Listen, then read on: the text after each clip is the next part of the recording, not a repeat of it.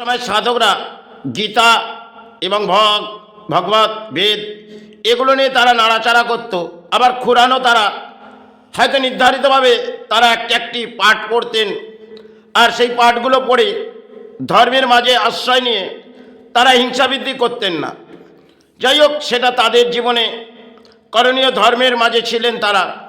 কিন্তু যখন তারা ধর্মের মাঝে গীতাটা পড়তেন বটে, তারা গীতাটাকে শ্রদ্ধার মাঝে পড়ে নিলেন, আবার বেদটাকেও পড়ে নিলেন।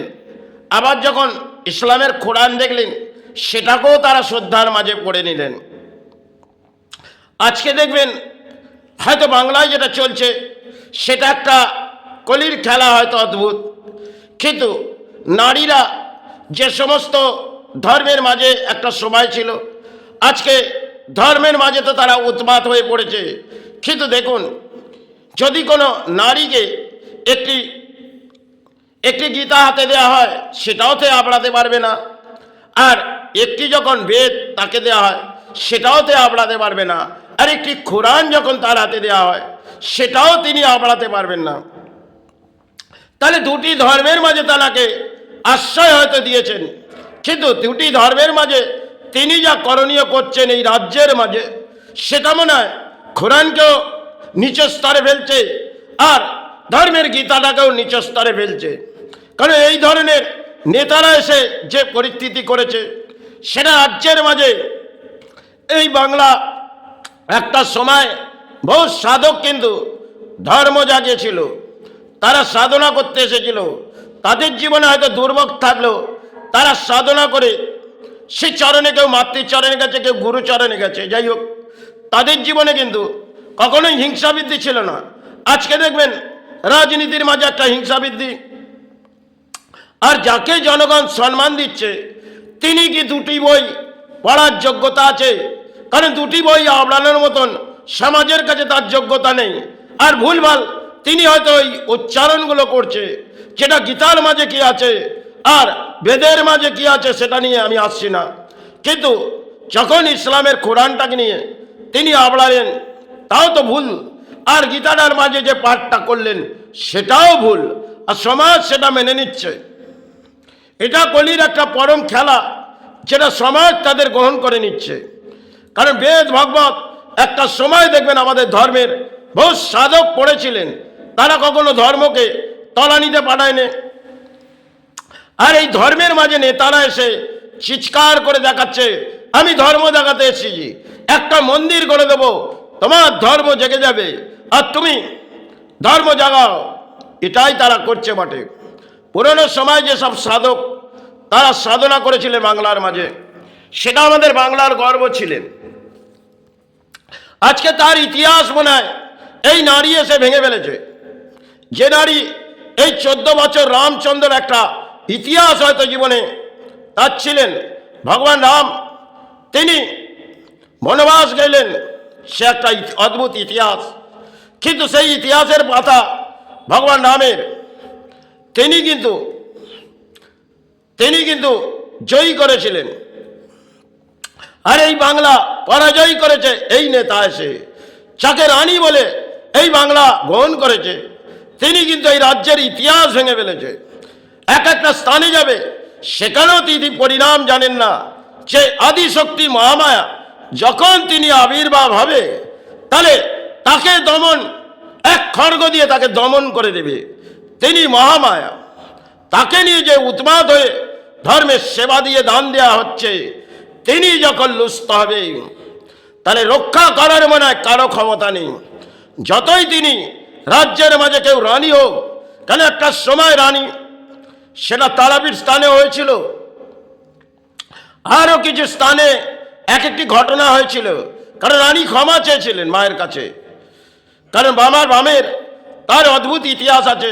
রানী সেটা মাকে জানিয়েছিলেন, মা এটি হয়তো ভুল হয়েছে, তাই ক্ষমা মার্জনা চেয়েছিলেন।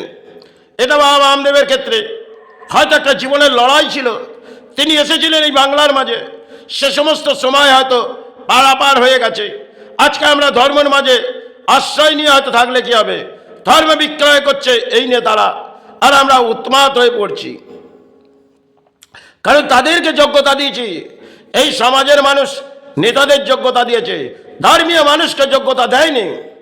কারণ তারা ধর্ম ডাকবে, নেতা যদি এসে পরম ধর্ম ডাকে, সেই ধর্মে আমরা শ্রদ্ধার মাঝে মেনে নেব। এটা দেশের জনগণ রাজ্যের করে ফেলেছে। কাজে জোয়ার ভাষা, হয়তো একটা জোয়ার এলে কিছু ফেললে কিছু কেটে যায়, কিন্তু এই যে রাজনীতির জোয়ার ভাসছে, তাতে মনে হয় কিছুই কাটবে না, হয়তো পরম দুর্ভাগ্য আসবে, যেটা এসে গেছে হয়তো। কারণ এই রাজ্যের 2026 আসছে বটে, একটি রাজনীতির জলজোয়ার আসছে। সে ম্যাচে কে সফল হবে কে বিফল হবে, কিন্তু যে পরিস্থিতি রাজ্যের এসে গেছে তাতে দুরবস্থা রাজ্যের।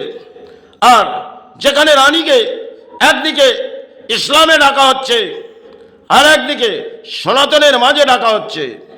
ইনি যেন পরম ধর্মীয় সন্তান এসেছে ব্রাহ্মণ ঘরের, আর সমাজকে লুষ্ট করে দিলেন। এই তো রাজনীতি। একটা সময় মনে হয় রাজারা যে নীতি করেছিলেন, সেটা রাজারা স্থান গড়ার পরিণাম নিয়েছিলেন।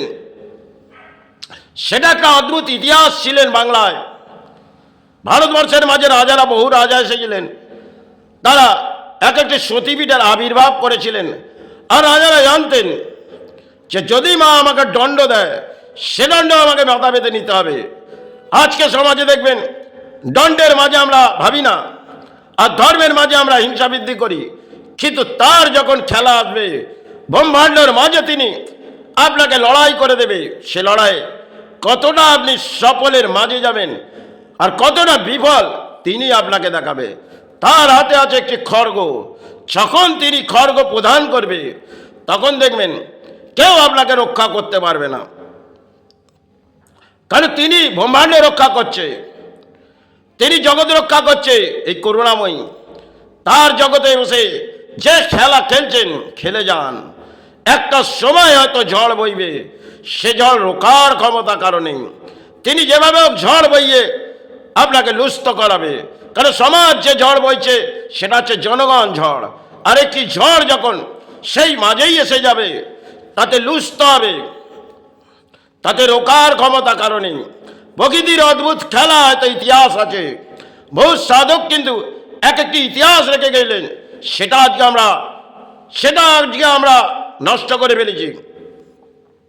কারণ বাবা বামদেবের বহু ইতিহাস আছে, এবং সাধক রামপ্রসাদের বহু ইতিহাস আছে।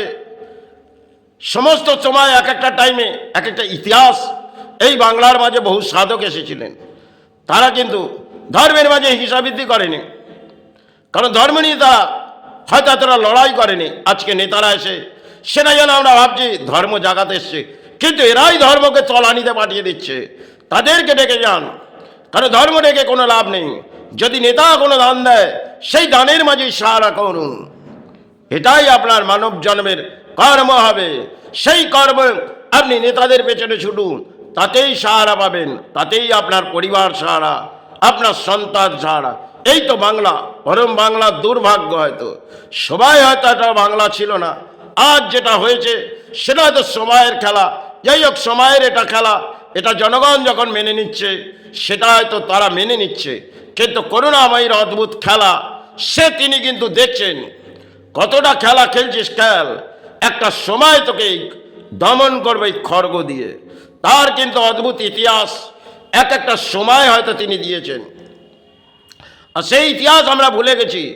কারণ আমরা হাতে মোবাইল নিয়ে বহু চর্চা করছি আর পথে যাচ্ছি, সেই ইতিহাস আমরা ভুলে গেছি। কিন্তু তিনি যখন যাকে লুষ্ট করবে, তাকে দমন করে ছেড়ে দেবে, তার